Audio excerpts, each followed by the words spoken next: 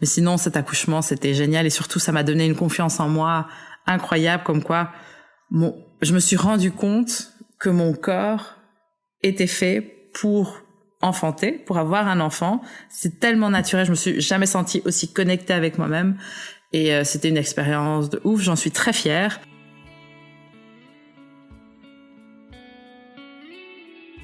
Bonjour à toutes et à tous, je suis ravie de vous retrouver aujourd'hui pour vous partager les 3 récits d'accouchement de Sandra.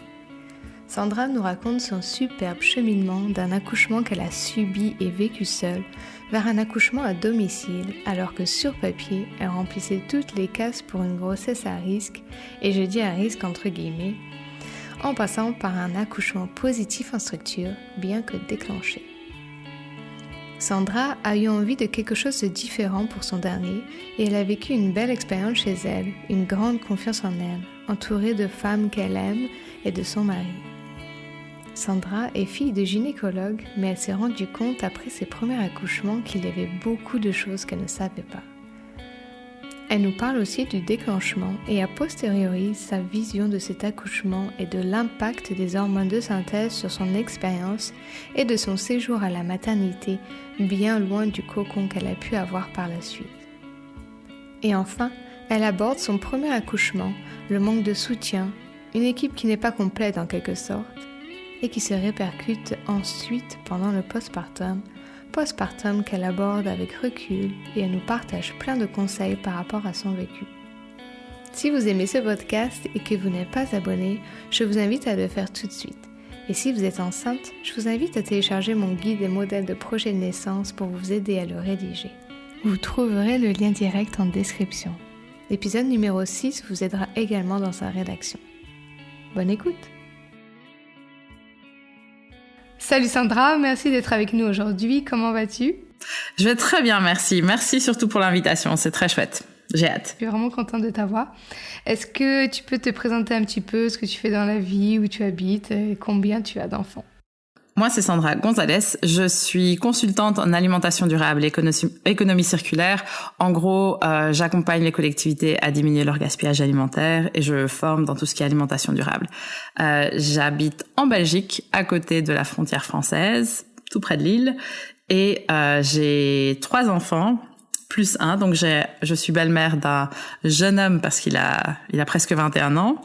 Et j'ai 3 enfants, donc on a une famille recomposée. J'ai un enfant d'un autre couple qui a 8 ans et j'ai les 2 derniers qui sont fort rapprochés. Ils ont 3 ans et presque 2 ans. Tu vas nous parler de 3 accouchements aujourd'hui. Est-ce que tu peux commencer par les préparations que tu as faites pour le premier et après nous parler de l'accouchement lui-même? Et s'il y a des choses que tu as faites différemment, si tu as eu des réflexions particulières. Et après, bien sûr, tu nous parleras aussi des accouchements en eux-mêmes. Alors, chaque accouchement a été totalement différent. J'ai énormément appris entre chaque accouchement et les préparations étaient totalement différentes. Donc, pour le premier, déjà, je vais le dire tout de suite, j'étais dans une relation qui n'était pas top. Et j'ai mon premier... Je savais même pas que après avoir accouché, il fallait pousser le bébé, il fallait encore sortir le placenta. Pour te dire à quel point, alors que mon père il est gynéco, à quel point j'étais peu informée. Je considère que j'ai un peu subi ma grossesse et mon accouchement, et je ne sais même pas pourquoi. Peut-être un manque de maturité, je sais pas. J'avais 30 ans quand même. Mais je pense que j'avais beaucoup trop de choses dans ma tête, dans ma vie, et je voulais vraiment avoir un enfant avant 30 ans parce que c'était dans la société. Si t'as des enfants après 30 ans, c'était à l'époque, c'était genre t'es trop vieille. Et donc j'ai fait la préparation genre le minimum légal. J'avais fait des cours avec une sage-femme, des cours en groupe pour apprendre à pousser. Et c'est là qu'on m'a dit, Madame, vous avez pas de force dans votre dos, vous avez pas de muscles, alors que j'ai fait quand même 25 ans de natation, donc si quelqu'un a un grand dos, c'est moi. Et donc j'avais pas du tout aimé cette personne et ça m'avait tellement bloqué par rapport à la préparation pré-accouchement qu'en fait j'ai plus rien fait. Et donc j'ai accouché, j'ai perdu les os, j'ai accouché. Et puis après, voilà, j'ai fait tout ce que je pensais que je devais faire. J'ai accouché dans un hôpital. Je suis restée 2 nuits et 3 jours. Je suis rentrée chez moi. 6 mois plus tard, j'ai eu une dépression postpartum. Et 1 an et demi plus tard, j'ai eu un burn-out. Donc voilà. Je pense que c'était pas le meilleur moment de ma vie. Mais je faisais tout ce que je pensais qu'une mère devait faire. Donc voilà, c'était très mécanique.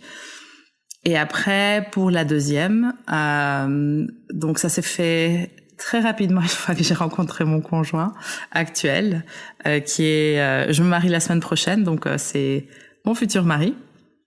Et là, c'était différent parce que là, on était vraiment à deux. Avec le recul, je me rends compte que j'ai enfanté mon premier, enfin, j'étais toute seule, quoi. Vraiment toute seule. J'en parlais à personne, etc. Ici, ce deuxième, on était vraiment une équipe. En plus, c'était, c'était plus ou moins, mon accouchement allait être, attends, non. Je confonds, hein, les trois ont été, je confonds souvent mes accouchements et les dates, etc. Même leur date d'anniversaire. Mais à culpa. Donc oui. Je devais accoucher dans une ville. Parce que mon conjoint et moi, on habitait à 150 km l'un de l'autre. Donc je devais accoucher dans une ville, mais je suis tombée, ma gynéco, elle était, de mon premier, elle était plus disponible parce que elle était enceinte elle-même, donc elle s'était écartée, et je suis tombée sur un gynéco qui me convenait pas du tout. Je me rappelle quand j'étais enceinte de 3 mois et que je devais aller voir ma sœur à Bali, il m'a dit que quasi j'allais mourir dans l'avion et que mon enfant allait crever, alors qu'il me connaissait pas du tout, enfin bref. Donc ça me convenait pas et j'ai changé après, en étant enceinte de 5 mois, j'ai changé de gynéco, ce qui était, voilà, c'était pas évident et donc là j'ai de nouveau accouché dans un autre hôpital où là on m'a laissé quand même plus on m'a laissé plus de place pour accoucher de manière, disons, semi-naturelle. J'ai quand même été déclenchée à la fin parce que ma gynéco elle partait en vacances et donc elle pouvait pas attendre. Mais voilà, ça s'est quand même très bien passé. On était dans un cocon avec mon conjoint et moi. La naissance s'est très bien passée. Honnêtement, donc comme j'étais déclenchée, enfin on en parlera peut-être après, je suis arrivée très tôt le matin. Le soir même, j'aurais pu rentrer chez moi, quoi. Je me sentais super bien. Et donc comme cet accouchement s'était bien passé et que quand elle avait, je pense, 9 mois, je suis retombée enceinte. Eh bien là, je me suis dit, ok, c'est un dernier pour la route. Et cette fois-ci, maintenant que je sais ce qu'on ressent quand on accouche, maintenant que je suis bien dans mon couple, maintenant qu'on a un peu de stabilité au niveau parce que j'habitais à 150 km, et à ce moment-là, on avait déménagé dans la même ville. Enfin, j'avais déménagé chez lui, quoi. On était dans la même ville. Et là, j'ai décidé, j'ai envie d'être actrice de mon accouchement. J'ai pas envie de le subir. J'ai envie de moi faire les choix. Et je me sens suffisamment forte pour accoucher à la maison. Et donc, dès le moment où j'ai su que j'étais enceinte, je pense que j'étais enceinte de 4-5 semaines, moi, je vomis à partir de la 2e semaine. Donc, j'ai tout de suite su que j'étais enceinte jusqu'à la dernière minute. C'est génial. Et j'ai tout de suite contacté une sage-femme libérale. En Belgique, c'est reconnu. Tu peux accoucher à la maison. C'est remboursé par ta mutuelle, etc. Donc, honnêtement, ça coûte rien. Et donc, j'ai trouvé une sage-femme qui habitait comme à 45 minutes de chez moi et elle a accepté de nous voir. Et donc, tous les mois, j'allais chez cette sage-femme. On se préparait en tant que couple. On a fait une formation en ligne pour savoir exactement ce qui se passait physiologiquement, autant pour le bébé que pour moi. J'ai lu plusieurs bouquins, la BD de la naissance que j'adore. Ici, je viens de terminer le tome 3, il est génial. Et voilà, je me suis beaucoup plus informée, je me suis formée. C'est là que je me suis dit aussi, bon, aujourd'hui j'ai 38 ans, donc j'ai accouché à 37 ans, ou 36, je sais plus, 36. Et j'étais beaucoup plus informée. Et la seule chose que je me disais à chaque étape avec mon conjoint, c'était mais pourquoi tout ça n'est pas plus démocratisé? Pourquoi est-ce qu'on ne sait pas ce qui se passe? Alors que je suis fille de gynéco. Donc j'ai vu des dessins, des pictos, des trucs comme ça toute ma vie quand j'étais petite, mais je comprenais rien.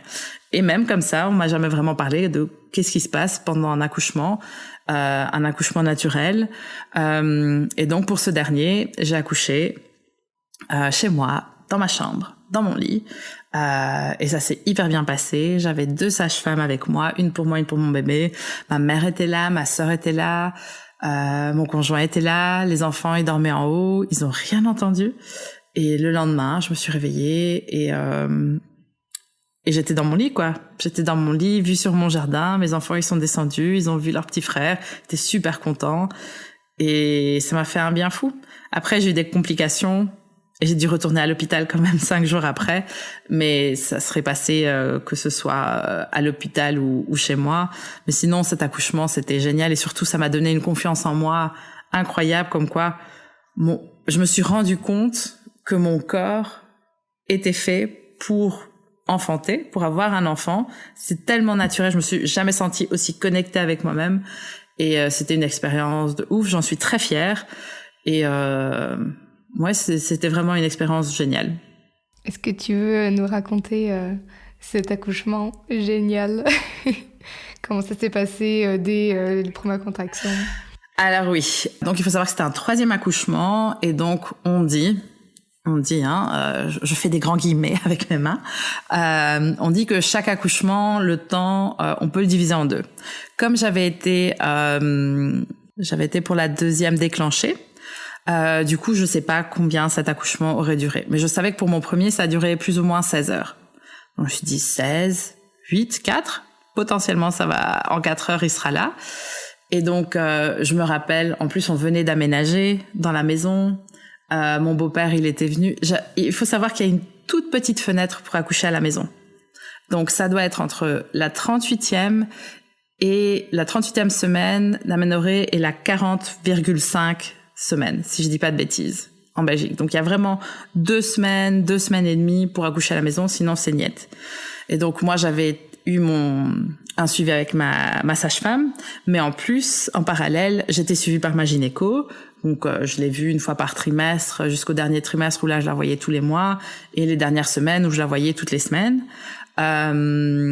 Et j'étais aussi déjà inscrite à l'hôpital pour être sûre en cas s'il y avait n'importe quel doute. Il faut savoir que j'avais aussi un tout petit diabète de grossesse, que j'avais plus de 35 ans, donc j'étais fichée un peu comme grossesse à risque. Et ici, ça se fait pas vraiment dans ma région d'accoucher à la maison, hein. Et donc, on s'est préparé. Si à n'importe quel moment, il y avait n'importe quelle question ou doute, que ce soit de ma sage-femme ou de ma gynéco, je n'allais pas accoucher à la maison. Pour moi, c'était clair. Je prenais aucun risque. Mais j'avais confiance en moi. J'avais confiance en moi, en mon corps et en mon bébé. Et donc et aussi en mon conjoint qui était là pour me soutenir, etc. Et donc je me rappelle qu'on avait la piscine, cette fameuse piscine, on avait tout préparé. Mon beau-père, il était venu nous aider à peindre le salon. À la base, j'allais accoucher dans le salon parce que c'était le seul endroit où il y avait pas des caisses partout et donc on avait mis la piscine. Et je me rappelle m'être dit ouf, ça sent quand même fort la peinture. J'espère que je vais pas devoir accoucher aujourd'hui. Et il me restait 2 jours avant de devoir accoucher à l'hôpital. Donc ma limite était à 2 jours près. Et je commençais à la fin déjà à attendre. Donc mon beau-père, je me rappelle très bien, il était 18h. Notre fille, elle était déjà au lit.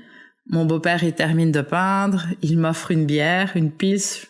On dit toujours que ça fait monter le lait et tout ça, et que boire une petite bière, ça fait du bien. Donc j'étais sur mon ballon, tu vois les grands ballons pour préparer à l'accouchement et tout ça.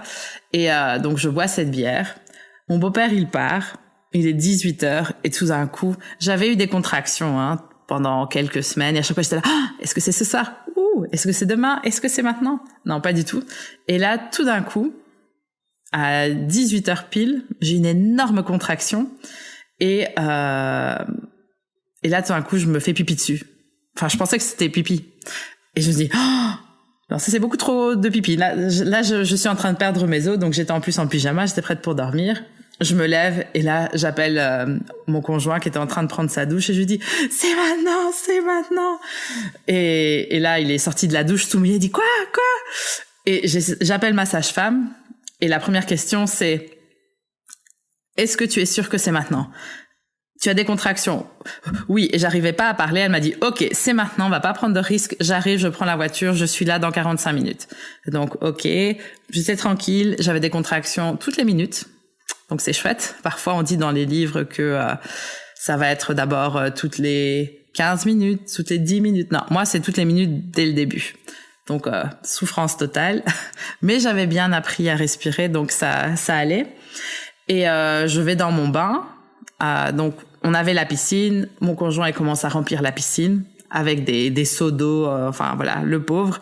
Je l'ai envoyé à faire ça parce qu'il savait pas quoi faire, il savait pas comment m'aider. Je lui ai dit, mais laisse-moi toute seule. Et donc, je prends un bain. Ma mère, j'ai appelé ma sœur, elles sont venues.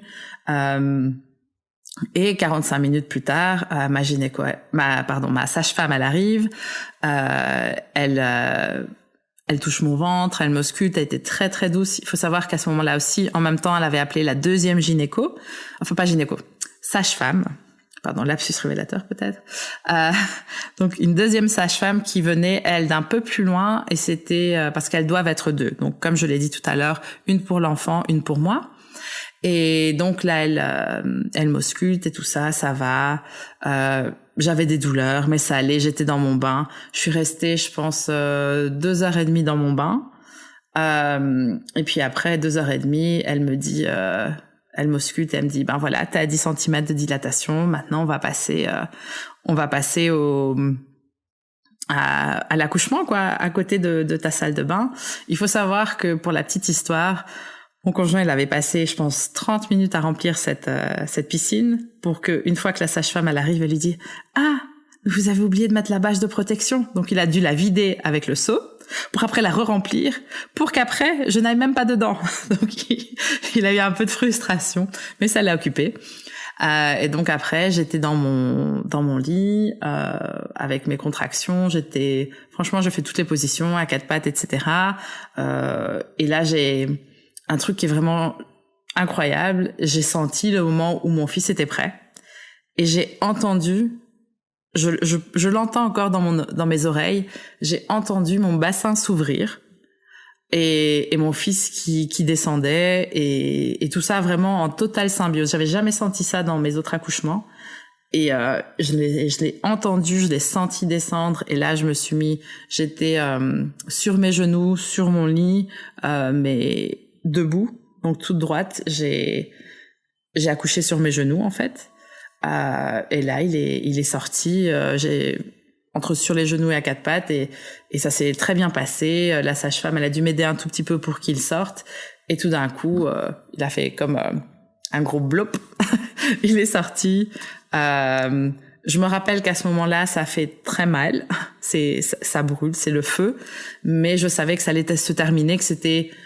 En fait, après, j'avais mon bébé, quoi. C'était vraiment comme... la BD de la naissance, c'était exactement comme ça. J'étais dans le vortex et tout ça. Enfin, c'était vraiment ça. Il est sorti. Et là, moi, je me suis tout de suite couchée. Je l'ai vu respirer. Mais par après, j'ai su qu'ils avaient peur parce qu'il respirait pas tout de suite. Il était un tout petit peu bleu, mais moi, j'avais totale confiance. Je savais je l'avais senti respirer, mais il pleurait pas. Donc, elles lui ont quand même donné un petit shot d'oxygène. Donc, on avait quand même une bonbonne d'oxygène, etc. Avec tous les numéros importants affichés sur le mur. Donc, le numéro de ma gynéco, des urgences, etc. Donc, c'était un protocole très strict. Et puis après ça, il a pleuré. Tout de suite, on l'a mis au sein. Il a tout de suite tété. C'était super rapide. Elles ont attendu plus ou moins une demi-heure avant de laisser mon conjoint couper le cordon, jusqu'à ce que le cordon soit totalement blanc. Et là, c'était déjà le soir. Je me rappelle, il est né vers 10h du soir. Donc ça a vraiment duré 4 heures. Et après, c'est que le lendemain où ils l'ont pesé, mais c'était très doux. Je me rappelle, il est né Elle est née au mois de mai, il faisait doux dehors, la lumière était tamisée. Voilà, mon conjoint avait mis une playlist très douce et à minuit, on était tous les deux endormis dans mon lit et c'était super beau, quoi. C'était c'était fini et puis il était là et c'était très chouette. Après, le lendemain, alors il faut savoir que mon fils était très gros, 4,5 kg. Moi, je suis pas si grande et j'avais pris, je pense, 25 kilos lors de cet accouchement. Et j'avais eu une varice pendant cette grossesse qui après, à force de pousser pendant l'accouchement, elle a pété et donc ça a grandi. Après 4 jours à la maison, son 5e jour, j'ai dû aller aux urgences et là, on m'a opéré le soir même. Et je suis restée une nuit et un jour à l'hôpital avec mon enfant. Donc j'ai quand même été à l'hôpital, mais jusque-là, avec lui, ça se passait super bien. Et les sages-femmes, super. Ma sage-femme, elle est rentrée le soir, elle est revenue le lendemain, elle l'a pesé, on l'a mesuré et tout ça. Très bonne santé. Aujourd'hui, c'est un enfant qui va très très bien. Il est encore très très gros, mais il est très mignon et voilà, c'était vraiment. Quand je pense à cet accouchement, pour moi, c'est vraiment la douceur, la puissance et la connexion, quoi. C'était vraiment magique.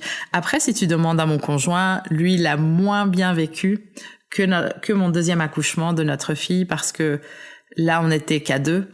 On était en cocon, dans un cocon à l'hôpital et lui, il avait eu un rôle beaucoup plus actif. Ici, il sentait que c'était plus un accouchement entre femmes, parce que il y avait ma mère et ma sœur en plus, parce qu'il y avait 2 sages-femmes. Et donc, ça, il me l'a raconté par après. Hein. Et donc, pour lui, à choisir, il a préféré l'accouchement à l'hôpital. Mais il a dit aussi que c'était hyper facile, qu'il a compris beaucoup de choses, qu'il a appris énormément, parce qu'il a fait tout cet accompagnement avec moi. Donc on était vraiment une équipe et que c'était que ça avait rien à voir avec le 2e accouchement à l'hôpital. Juste avant que j'ai des questions sur ton 2e accouchement, mais juste t'étais à 41 semaines passées. Pour ton 3e, c'était parce que tu as dit que t'étais à 3 jours de plus être dans les clous. Ouais, donc j'étais à 40 plus 2 ou 40 plus 3. Donc je sais pas comment c'est en France, mais c'était pile poil parfait. Le dernier moment, il était bien mûr, il était bien gros et il était là. Ouais, enfin, tu vois quand souvent ça fait un peu peur les accouchements à domicile, etc. Et toi, on peut dire que tu tiques toutes les boxes de soi-disant à risque, au-dessus de 35 ans, passer les 41 semaines, un petit diabète, un gros bébé. Bon, après gros, tout est relatif. Hein. Et donc c'est super. C'est super que tu nous partages ça, quoi. Il faut aussi savoir que à tellement de moments, parce que je suivais quand même le protocole de l'hôpital, à tellement de moments on m'a découragée. À chaque fois que je disais je vais accoucher à la maison, c'est mon plan me disait mais vous êtes folle. Enfin, on m'a traité super mal quand je suis partie aux urgences. On voulait même pas me faire rentrer avec mon enfant parce que c'était la fin du Covid. On m'a traité il y a même, je me rappellerai tout le temps, hein, parce que j'ai failli porter plainte contre l'hôpital. Quand je suis rentrée aux urgences, le médecin qui m'a auscultée, il m'a dit mais madame, on n'est pas en Afrique ici, on accouche à l'hôpital. On est au 21e siècle. Et j'ai dit, monsieur, on est au 21e siècle. Les femmes, elles ont toujours accouché à la maison. Et j'ai dû me battre. J'ai dû me battre quand j'ai eu le diabète de grossesse et que on me demandait, donc moi je fais du zéro déchet à la maison, j'essaye de pas manger de produits ultra transformés.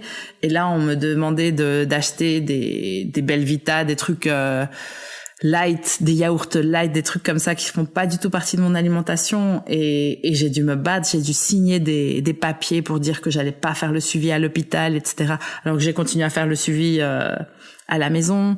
Enfin, c'était le parcours du combattant. Et oui, j'ai eu la chance d'avoir une gynéco qui a compris que c'était ce que je voulais, qui était alignée avec ça, même si elle ne comprenait pas, mais elle allait pas me dire non. Et ça, j'ai beaucoup apprécié. Mais oui, c'était très dur. Quand j'étais hospitalisée, je me suis sentie jugée, surjugée, comme si j'étais une mauvaise mère.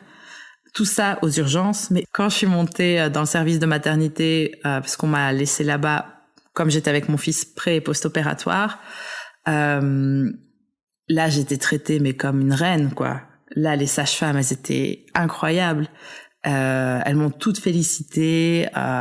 Tout l'hôpital savait que j'avais accouché à la maison, mais c'était compliqué. Et aussi le fait que maintenant, dans tous les protocoles, quand on s'est inscrit, on a inscrit mon fils à la commune, etc., toute la partie administrative, c'était compliqué de leur dire que j'avais accouché à la maison. C'est le premier enfant depuis 1940 qui accouche dans ma commune, parce que c'est la commune à côté qui a l'hôpital. Et donc, même à certains endroits, ils n'ont pas voulu mettre qu'il avait accouché dans ma commune, mais ils ont mis la commune de l'hôpital. Enfin, tout plein de trucs bizarres. Et parce que ils ont vraiment pas l'habitude. Et que c'est tellement régulé, c'est tellement... Oui, ici, dans ma région, on pousse les femmes un peu à subir leur accouchement. Et la manière dont les gynécos nous traitent, c'est vraiment... moi, je sais, vous êtes la petite jeune qui ne sait rien, l'enfant, etc. Enfin, bref. Ça, c'est un autre débat. Oui. On peut aller loin sur ce débat. Ouais, c'est bien dommage. En plus, c'est bien... après, ce ne sera pas des études en France ni en Belgique, je pense. Mais les études montrent bien que les accouchements à domicile, ils ont beaucoup moins d'intervention, d'utilisation de péridurale, parce que de toute façon, ce n'est pas possible. Beaucoup moins de césariennes, etc., etc. Et souvent un vécu beaucoup plus positif. Donc, ouais. Et surtout, au niveau de mon corps aussi, la récupération que j'ai eue, c'était hyper rapide. Franchement, une fois que j'étais opérée de ma varice, j'aurais pu courir un marathon, quoi. J'avais aucun souci. Et aussi au niveau financier pour l'État. Oui. Parce que un accouchement à l'hôpital, ça coûte genre 10 000 € pour l'État. Un accouchement à domicile, la totalité, c'était 1 200 €. Waouh. Remboursé par l'État, mais c'est 1/10 de ce que ça coûte à l'État. Donc ça, c'est ça aussi que je comprends pas. Oui, moi non plus. C'est vrai, j'en parlais avec une femme. C'est encore une autre problématique, mais oui, ça fait des économies à la sécurité sociale, etc. Donc je sais pas pourquoi on pousse pas plus. Et en plus, c'est très rare qu'il se passe des problèmes, quoi. Je veux dire, si on a confiance en son corps, qu'on a une sage-femme qui nous respecte, etc., ça peut se passer, mais très, très, très, très bien, quoi. Je voulais te demander par rapport à ton deuxième, donc le déclenchement pour cause de vacances. Ça me fait un petit peu hausser les sourcils, pardon, mais bon. J'aimerais savoir comment est-ce que souvent, voilà, un déclenchement, ça peut un peu être la porte ouverte à d'autres problèmes après intervention, etc. Est-ce que toi, tu as dit que ça s'était bien passé ? Est-ce qu'il y a eu quoi que ce soit ou un petit peu comme ton accouchement à la maison au final ? Donc ici, moi j'avais été déclenchée... honnêtement, j'étais aussi... Je pense que j'étais à 38,5 ou 39 semaines. Donc c'était vraiment le début. C'était en octobre, il faisait hyper chaud. Ma gynéco, elle partait en vacances. Et je me suis aussi laissée un peu influencer parce que j'en avais marre. Et j'ai dit, ok, d'accord. J'aurais peut-être pu être plus stricte en disant, ok, c'est pas grave si j'accouche pas avec cette gynéco, je vais accoucher avec quelqu'un d'autre. Mais comme j'avais aussi ce changement de gynéco, pendant mon accouchement, je tenais vraiment à elle. Et j'avais l'impression que, comparé à l'autre qui était vraiment illuminée, qu'elle me comprenait. Donc j'avais confiance en elle. Et donc, je suis restée, j'ai dit ok, j'ai accepté, c'était un juste milieu. Et par contre, j'avais demandé de ne pas avoir la péri, si possible. Et donc j'avais quand même fait tout un travail avec mon conjoint sur le ballon, etc. Et aussi une des raisons pour laquelle je voulais accoucher à ce moment-là, c'est que c'était est-ce que c'était le Covid ou pas ? Oui, je pense, parce qu'on était déjà tous masqués. Et j'avais entendu aussi qu'il y avait des femmes qui devaient accoucher masquées, tout ça. Je voulais pas. Il y avait cette fenêtre où on avait dit, OK, maintenant il faut plus de masque pour accoucher. Et donc je voulais vraiment pas que ça change et que je doive accoucher masquée. Et donc j'ai accouché non masquée. Et sinon, l'hôpital était quand même très bien. Donc j'avais tout le matériel pour me préparer à l'accouchement. J'avais un énorme genre de lit, j'avais le ballon, j'avais une genre de corde qui était sur le mur, j'avais une baignoire, enfin j'avais la totale quoi. Et donc j'ai toute la journée. Après, la seule chose, donc j'avais fait des exercices aussi de respiration, etc. On n'a jamais fait de sophrologie ni rien parce que juste on n'a jamais eu de rendez-vous quand il fallait. Donc c'est parce que ici toute la préparation il y a tellement de demandes que voilà, surtout j'ai déménagé entre-temps, donc c'était compliqué de savoir où est-ce qu'on allait faire les cours pour les faire ensemble. Et donc voilà, on n'a pas pu. Mais on s'est quand même bien préparé. J'avais commencé à lire aussi quelques livres. Et surtout, on était une équipe et ça a tout changé pour moi. Je me sentais pas du tout seule. Je me sentais soutenue à 1000% par mon conjoint. Et oui, donc je pense qu'il était peut-être 4 heures de l'après-midi. Donc, on m'a donné les médicaments. Je suis arrivée à l'hôpital à 4 heures du matin. On est resté là, on a attendu. À 6 heures, j'ai eu le dernier médicament. Et puis après, on a attendu. Les contractions sont arrivées début d'après-midi. À 16 heures, j'avais déjà des contractions et je faisais tous mes exercices de respiration. Mais il faut savoir que j'avais les contractions, donc j'avais toute la douleur. Mais j'avais pas les hormones qui me permettaient de faire baisser la douleur, contrairement à mon 3e accouchement, parce que c'était des hormones de synthèse. Donc j'avais toute la douleur, mais j'avais pas la baisse, la contrebalance quoi, qui faisait que pour moi mon 2e accouchement était beaucoup plus douloureux que le 3e. Et donc quand je suis arrivée, j'en pouvais plus. Il était 4h30 de l'après-midi. J'ai demandé la péri. On m'a donné la péri. Et 10 minutes après, ma fille est née. J'ai poussé 2 fois, elle était là. Et en fait, par après, on m'a dit, c'est parce que vous étiez tellement dans la douleur, parce que c'est tellement fort, vous étiez tellement tendu, mais vous étiez déjà dilaté. Enfin, j'aurais pu ne pas avoir la péri, mais voilà, je l'ai eu. Je suis très contente de l'avoir eu. Elle est née, ça s'est passé très très bien. J'ai vu ma gynéco du coup exactement 1 minute 30. Elle est arrivée, elle l'a sortie, elle me l'a donnée et elle est partie.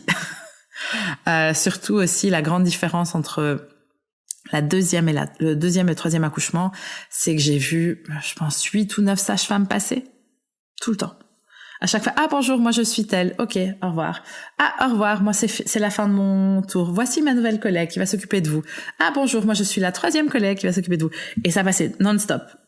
Je pense que j'ai pas eu le temps de connaître la personne qui allait m'accompagner. On m'auscultait toutes les heures, mais rien d'autre. Alors que la 3e, j'avais une seule sage-femme en qui j'avais totale confiance. On est encore super copines, donc ça c'était très bien. Et voilà, pendant 9 mois on a travaillé ensemble, on a préparé ce moment-là ensemble, et ça c'était quelque chose qui m'avait vraiment, je sais pas si choqué, mais ça c'était dommage quoi. C'était à la chaîne, les sages-femmes à la chaîne quoi. Et donc je suppose que c'est pas facile pour elles, c'était débordé, et c'est pour ça aussi que pour mon conjoint on était très à 2 parce qu'on n'était qu'à 2. Et donc ma fille elle est sortie. Contrairement à ma demande, j'avais demandé qu'on ne coupe pas le cordon tout de suite, qu'on laisse tout passer, attendre 15-20 minutes. Mais là, en fait, j'ai su par après que à cause des médicaments qu'on m'a donnés, du coup, je perdais beaucoup trop de sang, enfin beaucoup plus de sang que d'habitude. Et donc ils ont dit hémorragie, on doit couper le cordon. Et donc ils ont coupé le cordon tout de suite. Donc ça c'était dommage, mais voilà, ça s'est fait comme ça. Par après, quand on lit et on s'informe, on se dit, en fait, c'est juste un protocole qu'ils ont suivi. Mais voilà. Ouais. Donc, c'est comme ça. Quand on accepte d'être dans un hôpital, on suit les protocoles. On m'a ensuite amenée en chambre. On m'a réveillée toutes les heures pour être sûre que j'allais bien ou ma fille allait bien. Ça, c'était hyper chiant. J'étais fatiguée. Ma fille allait très bien. Et après, c'était hyper facile, quoi. Je suis rentrée. Déjà, le lendemain, je voulais juste rentrer. Et puis aussi, ici, donc, on est en Belgique. Ici, j'ai accouché donc vers 16h30, 17h. À 17h30, quand on m'a ramenée dans ma chambre, 5 secondes après, j'avais déjà 20 personnes qui venaient la visiter, quoi. Tu vois, donc c'est très... c'est comme ça se fait comme ça. Tout le monde arrivait avec du champagne et tout ça. Et moi, j'étais, je viens d'accoucher, je suis crevée, laissez-moi tranquille, avec le sourire sur les photos, vraiment avec des grandes cernes. Et ouais, c'était moins gai. Quand j'ai accouché de mon 3e, j'ai dit ok, pas de visite, pas tout de suite. Peut-être les beaux-parents, les grands-parents, oui. Ok, ils peuvent venir s'ils ont envie. Ils sont tous venus le lendemain parce que j'ai accouché hyper tard. Mais par contre, après, les gens ils sont venus peut-être 2-3 semaines plus tard. Donc j'ai eu beaucoup plus d'espace. Mais là, c'était aussi un peu le choc. C'est très culturel, hein, c'est très belge. Le choc culturel de tout de suite des visites, tout de suite le sourire, je viens d'accoucher, laissez-moi tranquille. Maintenant, il faut sourire pour la photo. Et voilà. Et tout le monde qui prend ma fille en main, j'étais là, ok, elle est toute petite. Laissez-lui de la place. Mais voilà, ça fait partie du jeu. C'était important pour mon conjoint que ça soit comme ça. Donc voilà, j'ai accepté et ça s'est très bien passé. Lui, il a pas pu dormir à l'hôpital. Après aussi, il tournait en rond. Donc je dis, vas-y, va fêter la naissance de ta fille avec tes copains. Va boire un verre. On se voit demain. Et c'est cette différence aussi où quand j'ai accouché à la maison, j'ai dormi. Mon fils il s'est réveillé toutes les 3-4 heures, mais je dormais. Et à l'hôpital, on te réveille tout le temps. C'est pour une bonne chose, hein, pour savoir si j'ai mal, etc. Mais voilà, donc ça, c'était moins confortable. Et je pense que je suis restée 2 jours, le minimum légal, quoi. J'ai failli même partir avant, parce que j'étais prête. J'étais bien, j'étais prête. J'en avais marre de rester entre ces 4 petits murs. Je voulais rentrer chez moi. Je voulais plus être là. Tu dis beaucoup que vous étiez une équipe avec ton conjoint et tu as brièvement dit le premier, ça n'a pas été le cas. Est-ce que tu as envie de nous en parler ou pas trop tu vois, est-ce qu'il y a des choses qui ont participé à la dépression que tu as eue après? Est-ce qu'il y a peut-être des choses que tu pourrais nous dire pour aider peut-être d'autres femmes soit qui seraient dans cette situation, soit à qui on pourrait éviter peut-être d'avoir certaines choses que tu as vécues. Si tu as envie, bien sûr. Hein. Oui, il n'y a pas de souci. Ça fait déjà 8-9 ans, donc il n'y a pas de souci. Avec le recul, j'ai aussi... je vois les choses de manière différente. Je pense que c'était une relation dans laquelle, à un certain stade de ma vie, j'avais un désir d'enfant. Je rencontrais quelqu'un qui avait ce même désir d'enfant, même si on n'avait pas des bases solides. On était ensemble pendant 2-3 ans et je suis tombée enceinte. Mais on était loin d'être une équipe, vraiment. Je dis que c'est une relation pourrie parce qu'il y avait plein déjà de l'extérieur, tout le monde le voyait. Moi, je ne le voyais pas. Il n'y avait pas c'était une relation, on était dans la compétition tout le temps. Et clairement, quand je vois mon accouchement, c'était très représentatif. Enfin, j'étais toute seule. Cette personne était toujours dans le couloir, ne voulait pas rentrer et voilà. Et ne participait à aucun rendez-vous gynéco ni rien du tout. Enfin voilà. Mais j'avais ce désir d'enfant et moi je suis quelqu'un de très têtu et donc je voyais pas quoi, comme un peu les chevaux qui ont couvert un peu les yeux, donc je regardais devant. J'avais ce désir d'enfant. Cet enfant est arrivé et aussi je me mettais la pression à 1000% pour lui donner le meilleur du monde, pour avoir des couches lavables, pour manger bio, pour allaiter pendant 1 an, alors que j'avais un congé de maternité une fois qu'il avait 2 mois et demi, je devais retourner au travail. Et je travaillais à 1h30 de chez moi, donc et culpabilisée de le laisser à la crèche. parce que j'étais toujours la dernière à aller le chercher, culpabilité de le laisser si tôt, de toujours m'occuper de lui, de faire tout maison et tout ça. Enfin, voilà. J'ai un peu subi ce qu'on attendait d'une jeune maman. Et quand on n'est pas bien dans son couple, quand on n'est pas dans le soutien, quand on n'est pas là-dedans, bah ça complique énormément les choses. Et voilà, une fois qu'il est né, ça s'est bien passé, mais voilà, j'avais mon enfant et en fait, j'avais plus besoin de personne. C'était, avec le recul, je pense que c'était ça. Et comme je me sentais aussi enfermée chez moi, donc je savais que j'aimais cet enfant. C'était très particulier. J'avais l'impression d'être un robot. J'aimais cet enfant, je l'allaitais, mais j'arrivais pas à jouer avec lui. J'étais tout le temps fatiguée. Je me mettais moi-même la pression pour être la mère parfaite alors que ça n'existe pas. Et j'avais plus de vie de couple. Parce qu'à chaque fois c'était qui s'occupe de l'enfant, etc., à tour de rôle, mais on n'avait aucun moment à deux, on n'avait plus aucune intimité, voilà, c'était mécanique quoi. Je changeais les couches quand il fallait changer les couches.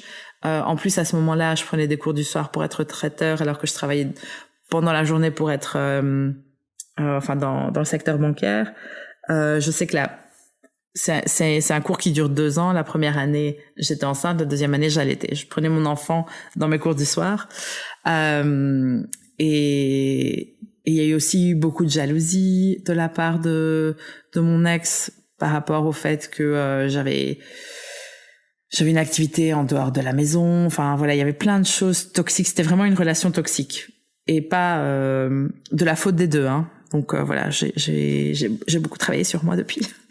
Mais c'était quelqu'un qui me convenait pas du tout. Mais grâce à qui j'ai eu cet enfant que j'aime de tout mon cœur et voilà. Et le fait de pas être bien moi, d'être fatiguée à cause du travail, d'avoir une pression énorme. Il faut savoir que moi j'ai grandi en partie au Chili. Et au Chili, quand je voyais ma sœur qui était enceinte aussi en même temps que moi, elle a arrêté de travailler à 7 mois. Elle a repris une fois que son fils avait 6 mois. Moi, je voyais qu'ici en Belgique, on avait 15 semaines maximum. Que si en plus le dernier trimestre à l'époque, j'avais des jours de maladie, on diminuait mon congé maternité. C'était très très peu de temps et c'était très dur. C'était très dur et j'étais loin de ma famille. Donc c'était vraiment une époque très sombre pour moi et donc je pense que j'ai eu un genre de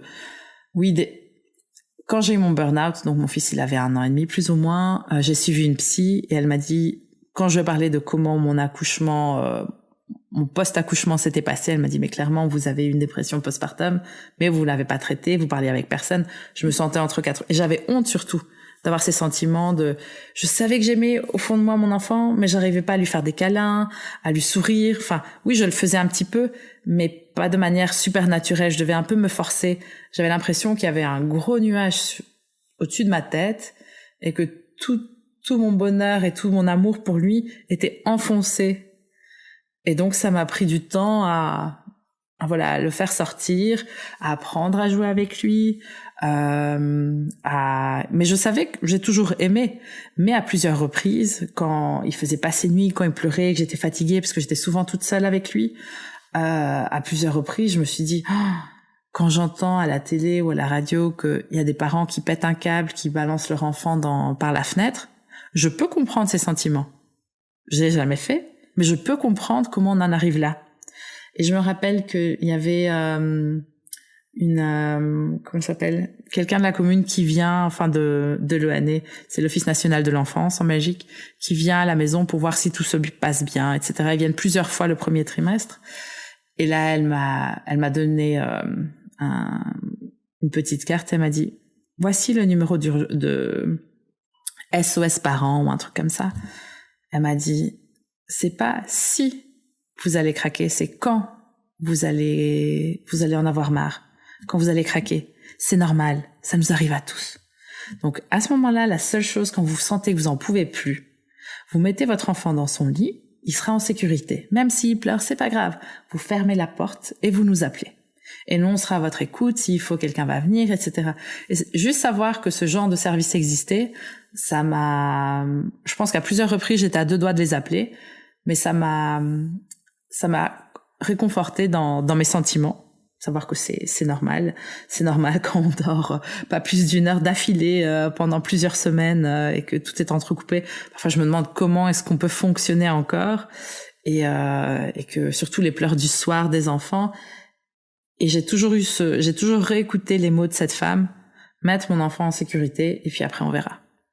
Comment tu as fait un peu pour t'en sortir? Est-ce que c'est avec ta psychologue ou avec le temps? Donc, je suis retournée travailler après, quand mon fils avait 2 mois et demi.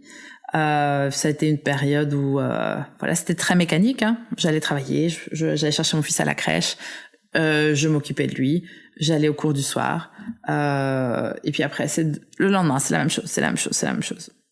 Rien de spécial. Tous les jours, la même chose. Et après, mais ça allait de mieux en mieux, surtout que, il est né en septembre, donc l'hiver était très dur, mais une fois que le printemps est arrivé, ça allait mieux. Et après, j'ai eu mon burn-out, donc pendant 1 an, j'étais écartée du travail. Et là, j'ai surtout dormi. J'ai beaucoup dormi. J'avais cette psy que je voyais, qui m'a énormément aidée, qui a mis des mots sur les choses que j'avais ressenties. Mais là, c'était déjà avec du recul. Et après, quand je suis retournée au travail, en fait, j'ai changé totalement de carrière. Je suis devenue indépendante. J'ai travaillé dans l'alimentation durable, quelque chose que j'adore. Et voilà, j'en suis sortie comme ça, mais ça a pris beaucoup de temps, et toujours avec ce sentiment de honte qui m'a quand même honte d'avoir des sentiments de j'en ai marre d'être avec mon fils, j'en peux plus de l'entendre crier. J'étais hyper isolée. Et donc on a mis des mots dessus, et aujourd'hui j'en parle avec beaucoup plus de légèreté. Et la réalité, c'est que quand j'ai eu ma fille et mon 2e fils, j'ai plus jamais ressenti ça. Le fait d'être en équipe avec quelqu'un qui me soutienne, j'avais déjà peur parce que je me suis dit ouf, si j'ai senti ça une fois, peut-être que je vais le ressentir une 2e ou une 3e fois. Et donc je savais déjà quels allaient être les signaux à voir, mais j'ai jamais ressenti ça. Jamais. Soutien à 1000%, il s'est tout de suite occupé des enfants, je me suis pas du tout sentie seule. C'est lui qui lave encore les couches, parce qu'on a encore des couches lavables. Enfin voilà, il fait tout, quoi. Mais il est pris. On va se marier.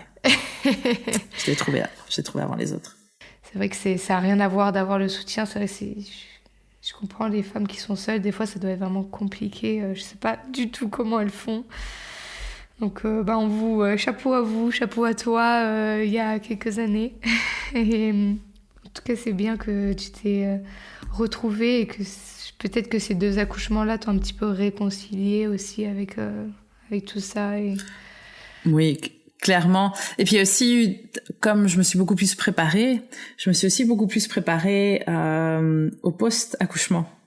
Parce que on avait préparé des repas à l'avance.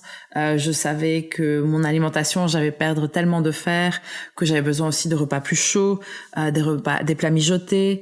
Donc on avait déjà on s'était vraiment préparé à qu'est-ce qu'on peut faire pour que j'ai juste à m'occuper de mon enfant. Qu'est-ce qu'on peut mettre en place pour que, tu vois, si les gens ils voulaient venir on a plein de gens qui nous ont demandé est-ce que je peux faire quelque chose, à la place de dire non, ça va aller, on disait oui, est-ce que tu pourrais nous cuisiner un plat? Ça nous aiderait énormément. Et c'est ça qui a fait toute la différence. Et on l'a fait les 2 fois et c'était génial. Les gens, ils ont envie d'aider, mais ils savent pas comment. Et le fait de pas devoir cuisiner un repas, ça aide énormément. Donc c'est ça qu'on a fait. J'ai aussi fait beaucoup plus attention du coup à mon alimentation. J'ai surtout lâché prise. Je me suis fait confiance. J'ai lâché prise sur tout doit être parfait. Mon enfant doit faire ses nuits. On s'en fout. J'ai passé des heures et des heures devant la télé et on s'en fout. J'ai pris beaucoup plus de temps pour moi.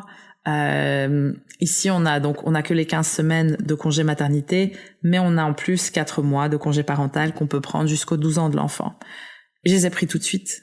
Avant, j'aurais attendu pour prendre des vacances quand les enfants seront plus grands. Non, rien à faire. Cette fois-ci, c'est du temps pour moi.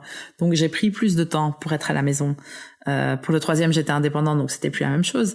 Mais j'ai pris du temps et ça a énormément aidé. C'était beaucoup plus facile parce que j'étais entourée, j'étais préparée. Et tout ça, c'était aussi tous les livres que j'ai lus sur l'accouchement. Pas nécessairement l'accouchement à la maison, mais l'accouchement en règle générale, savoir ce qui se passe avec son corps, comment est-ce qu'on peut se préparer pour ce qu'on appelle le 4e trimestre, savoir de quoi est-ce que nous on a envie. C'est surtout ça, se poser des questions, se marcher, faire une petite balade et se poser des questions. Qu'est-ce que moi je veux de cet accouchement? Parce que tout le monde veut aider, mais moi, qu'est-ce que je ressens? Qu'est-ce que je veux? Et ça, on se pose pas souvent cette question-là. On écoute plus les autres. Et voilà. Et des mauvais conseils, j'en ai eu plein. Oui. Est-ce que tu as quelques livres qui pourraient aider des futures mamans? Comme tu dis, tu en as lu pas mal. Donc, tu nous as déjà dit La naissance en BD. Est-ce qu'il y a d'autres ouvrages que tu te rappelles un peu?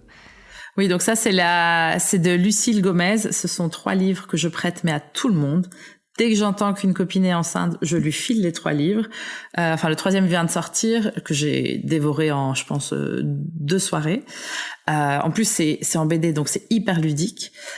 Sinon, je me rappelle plus exactement des livres, mais il y en a un, c'est que des récits sur les accouchements naturels, que ce soit des accouchements naturels en milieu hospitalier ou pas. Voilà, c'est un livre, c'est Ma naissance au naturel, je pense que ça s'appelle. J'ai aussi fait cette formation qui est vraiment très très chouette de Quantic Mama qu'on a fait avec mon conjoint et qui nous a expliqué avec son bel accent canadien exactement ce qui se passe. Et ça a été hyper révélateur pour nous deux. C'est genre, waouh, c'est comme ça. Ah, ça, c'est pour ça. Et après, le bébé, il fait ça. Ah. Et puis, c'est une douzaine de vidéos qui durent pas plus de 10-12 minutes où elle t'explique ce qui se passe, les faits, rien d'autre. Et c'était hyper... plein de pépites qui sont sorties de là. Et sinon, donc j'ai lu 2 livres, un sur l'accouchement à la maison. Il y a aussi un film qui est sorti sur les accouchements naturels. Je me rappelle plus du nom, mais je pense que c'est le seul qui est sorti en France. C'est un documentaire. Je me rappelle qu'on avait payé genre 8 € pour le voir en ligne parce qu'il n'était pas, à ce moment-là, il n'était pas du tout dans le cinéma, mais il le donnait pas ici en Belgique. Et je pense que ça, c'est plus ou moins toutes les ressources qu'on a eues. Sinon, c'était vraiment notre sage-femme. C'est elle qui à chaque fois, on avait des peurs, des craintes, des doutes différents, des sentiments différents. Et voilà, on a eu, sur les 9 mois, on a eu 8 rendez-vous de 1 heure, qu'on a toujours fait avec mon conjoint. Et voilà. Et puis, c'était des chouettes moments à 2 aussi. Parce que quand t'as aussi d'autres enfants et que t'en attends un autre, t'as toujours les autres enfants de qui t'occuper. Et donc, c'était nos moments aussi à 2. Et aussi, on a fait attention dès que je me sentais bien, d'avoir des soirées à nous 2 plus le bébé, donc sans les grands frères. Et ça, voilà, mon conjoint, pour ça, il est génial. Il a toujours fait en sorte que on ait chacun ses moments. Et puis aussi des moments ensemble, parce que c'est hyper important. Et on est ressortis après chaque accouchement encore plus proches l'un de l'autre, et c'était génial. Oui, ça ça ressort souvent, même moi je l'ai vécu comme ça, c'est le soutien de ton partenaire le jour de ton accouchement. Ça peut faire ou défaire ta relation, je pense. Dans les 2 cas, quoi. Si elle a été vraiment un soutien fort, ça te remplit d'amour pour eux, c'est fou. Par contre, s'ils ont été pas du tout là ou complètement inutiles, désolé, il y en a des fois, ils savent pas quoi faire, en fait, c'est tout, hein. Et que t'as l'impression qu'ils t'ont pas protégé, etc., parce que toi, t'es un peu vulnérable. Ça peut vraiment tu peux avoir du ressentiment, quoi, envers eux. Alors que des fois, c'est pas leur faute, hein, mais c'est vrai que ça peut vraiment faire ou défaire la relation de ce que j'ai entendu, de ce que j'ai vécu. Donc, ouais, s'il y a des hommes qui nous écoutent ou des femmes, bien sûr, hein, qu'il faut que... enfin, préparez-vous aussi et puis demandez à votre compagne ce qu'elle a envie, en fait. Hein. Parce que des fois, tu vois, toi, t'avais envie juste qu'il te laisse qu'il la remplir la piscine et puis qu'il la déremplisse et puis qu'il la re-remplisse. Voilà, des fois on a envie qu'il soit là, qu'il nous masse, qu'il nous donne à manger, donne à boire, et puis des fois on a envie qu'il nous laisse tranquille. Ouais, bah c'était pour le deuxième accouchement, on était juste à deux, il me massait et tout ça, il avait un rôle très actif. Pour le troisième, moi je lui ai dit aussi, moi j'avais besoin qu'il soit un peu comme les lions.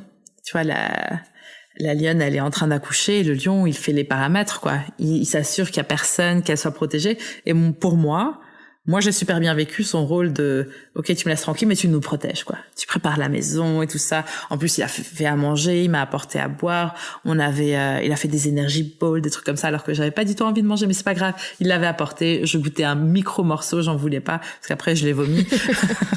et voilà, il avait fait tout ce qu'il fallait, il s'était préparé, et puis pour moi, c'était suffisant. Et surtout après l'accouchement, j'avais juste envie qu'on soit à trois dans le lit, quoi. Oui, c'est ça qui est super avec l'accouchement à la maison, c'est que tu es déjà chez toi, tu peux rentrer dans ton lit, c'est vraiment le meilleur, presque le meilleur moment en fait de l'accouchement. C'est ça, après... Je veux juste dire que j'ai accouché sur une bâche. Oui, on imagine voilà. que ton lit n'est pas sur mes draps. Oui, après j'ai dormi, il y avait un petit peu de tout là-dedans. Oui, c'est ça. Des sécrétions. Oui, voilà. Non, oui. Non, donc tout ça était déjà débarrassé. Ouais. Mais franchement, c'était le top du top, c'est de pouvoir accoucher dans son lit. C'était vraiment génial. Ouais. Et tu es toujours dans cette maison, d'ailleurs?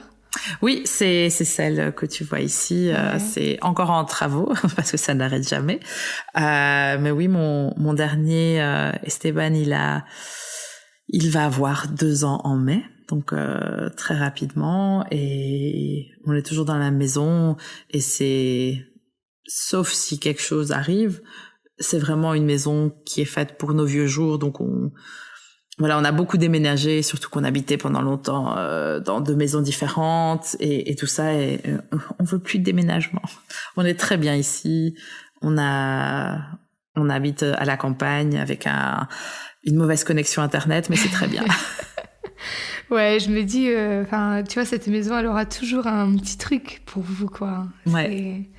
Ça, c'est beau. C'est vraiment beau. J'allais te demander quand même si tu avais des conseils pour les futures mamans ou des mamans dans ta situation, mais je me dis tu nous as déjà donné tellement de choses, mais bon, si tu as quelque chose que tu aimerais partager en plus.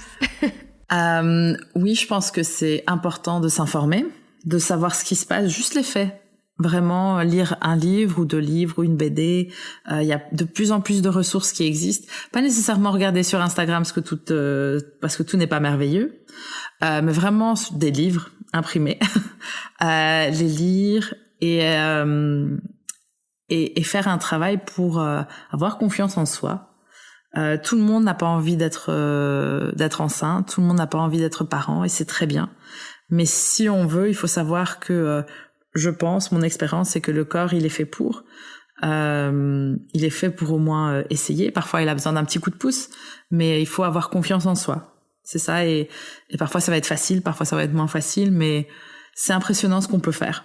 Et il faut pas se laisser des mauvais conseils ou des personnes qui sont pas alignées à nos valeurs nous briser, quoi. Parce que des gens si on veut accoucher à la maison, des gens qui vont dire non, quelle horreur, le nombre de personnes, même ma mère qui est médecin, quand j'ai appris par après, tout ce qui s'était passé par après, j'ai appris que quand ma sage-femme elle est arrivée, elle a dit Sandra est en souffrance, on doit aller à l'hôpital. Et là, ma sage-femme a dit on se calme, je vais aller la voir. Elle était me voir et après elle a été voir ma mère en disant elle va très bien, elle ne souffre pas. Elle a des douleurs, mais c'est normal. Elle ne souffre pas. Donc ma mère a dû faire beaucoup de travail sur elle-même pour lâcher prise, voilà. Et c'est parce qu'elle, tout le milieu hospitalier, c'est naturel pour elle. Et c'était un choix, mais c'était difficile pour ma famille d'accepter. À chaque fois, ils me remettaient en question et moi j'avais peur, est-ce que j'avais des doutes. Et donc je me suis écoutée parce que j'avais aussi mon conjoint qui m'écoutait. Il m'a dit mais non, on va y arriver, faut pas les écouter. J'ai confiance en toi. Et puis au pire des cas, c'est même pas le pire des cas, mais s'il y a n'importe quoi, on va à l'hôpital. C'est pas grave, c'est pas la fin du monde. Donc voilà. Donc vraiment s'écouter. Surtout si on fait le choix d'essayer d'accoucher différemment. Et donc voilà, différemment, ça peut être sans la péridurale, c'est d'accoucher dans un centre de maternité qui propose qui a une baignoire, des choses comme ça. Enfin voilà. Après chacun le fait comme il veut. Peut-être que on veut une césarienne, peut-être qu'on veut pas de césarienne. Voilà, chacun son choix, mais il faut s'écouter quoi. Il faut se poser la question d'abord. Qu'est-ce qu'on veut ? Comment est-ce qu'on le veut ? Ouais. Non, je suis vraiment d'accord avec ça. C'est dommage que les gens nous remettent un peu leur peur. Après, je sais qu'ils veulent faire bien, ils ont peur pour nous, mais... Enfin voilà, t'avais l'air tellement déterminé, toi et ton conjoint, qu'à un moment... Enfin, voilà... Ouais. Ta maman, même le jour même, elle était encore là à avoir peur. Voilà, il faut faire confiance. Oh oui. Et puis, comme tu dis, vous n'êtes pas non plus irresponsable s'il y avait quelque chose. De toute façon, les femmes, elles le sentent, hein. Direct, tu t'aurais dit, s'il y avait quelque chose, tu serais allé. Voilà, tu le sais très bien. Oui, j'avais tellement confiance. Et aussi, j'étais pas accouchement à domicile à tout prix. Non, pour moi, c'est jamais à tout prix. La sécurité, la santé d'abord. Et après, on verra. Et j'étais ouverte à ça. Toujours. Ça a toujours été une option. À chaque rendez-vous avec la sage-femme, c'était OK. On fait ça, on fait tout pour. Mais il faut savoir qu'il y a aussi une chance que ce soit pas comme on veut. Et c'est OK. Donc, se lâcher prise, c'était... Et ça, c'est parce que c'est aussi un troisième accouchement, hein. À mon premier, j'aurais jamais eu la force de le faire comme je veux, de m'écouter. Je me suis jamais posé la question, qu'est-ce que je veux ? Non, pas du tout. J'ai fait ce que je devais faire. C'est tout. Oui, ça, c'est un bon conseil aussi que tu disais, de marcher, de se dire, mais qu'est-ce que je veux pour moi ? Qu'est-ce que je veux pour mon accouchement ? Moi, qu'est-ce que je veux moi-même, avec moi-même, en train de marcher ? De se poser la question sans nos parents, nos amis, même notre conjoint, qui peut-être des fois ne sont pas alignés non plus avec ce qu'on veut. Hein. C'est un bon conseil de se dire vraiment qu'est-ce que moi je veux avant tout. Et après, de mettre les choses en place pour que ce soit le plus sécurisé possible. C'était super intéressant, tout ça. Vraiment un beau cheminement, je trouve. J'adore. Enfin, je préférerais que toutes les femmes aient une super belle expérience depuis le premier accouchement jusqu'au dernier, qu'il en ait 1, 2, 10. Hein. Mais j'aime beaucoup quand il y a eu une réflexion et un cheminement de se dire, bah tiens, je veux pas la même chose. Je veux que ça se passe différemment. Et je vais faire en sorte que ça se passe différemment. Donc ça, j'aime beaucoup. Ouais. J'ai l'impression que j'ai grandi entre chaque accouchement. J'ai eu de plus en plus confiance en moi et c'était un cheminement qui devait se faire comme ça. Et oui, je suis très fière de mes 3 accouchements totalement différents les uns les autres et à des moments différents de ma vie aussi. Et ouais, après aussi, il faut pas oublier qu'une chose c'est être enceinte. Et après, une fois que l'enfant il est là, c'est pas facile. Et surtout quand on a déjà un autre enfant, ça c'était vraiment très difficile. La différence entre je suis enceinte, je m'occupe que de moi, j'ai un enfant, ou après je suis enceinte, je peux pas m'occuper que de moi parce que j'ai déjà un premier enfant. Et alors quand on a 2 qui s'accumulent, ouais, c'était du coup les moments pour soi.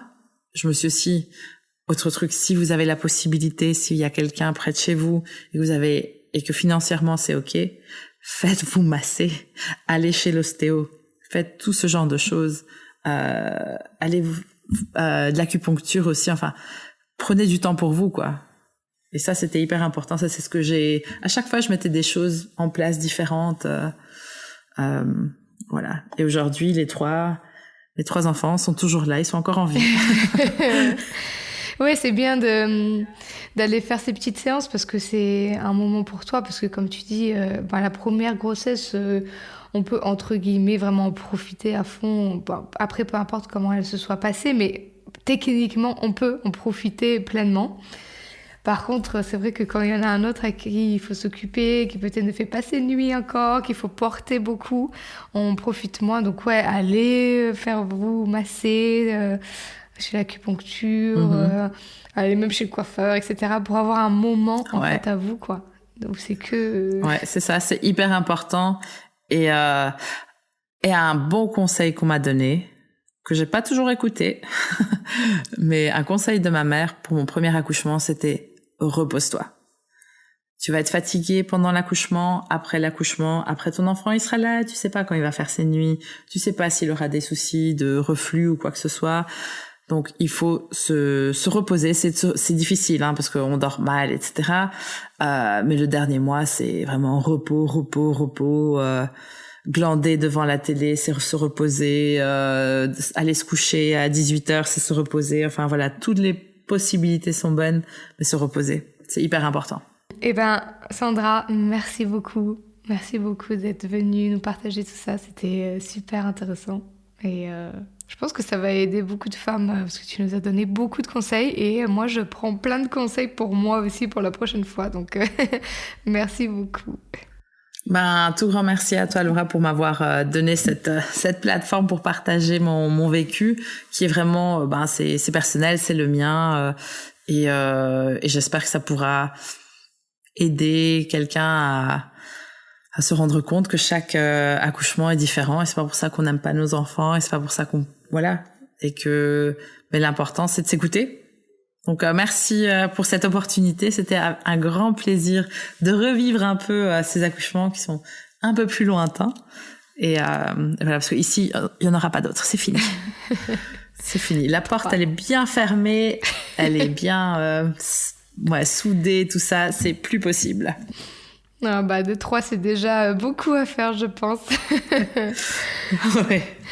Merci beaucoup, Sandra, et à bientôt. Merci à toi. Merci beaucoup, Sandra, de nous avoir partagé tes 3 accouchements. C'est toujours super intéressant de voir les cheminements des personnes qui ont eu plusieurs enfantements bien différents, et on voit vraiment l'évolution de ton premier jusqu'au 3e.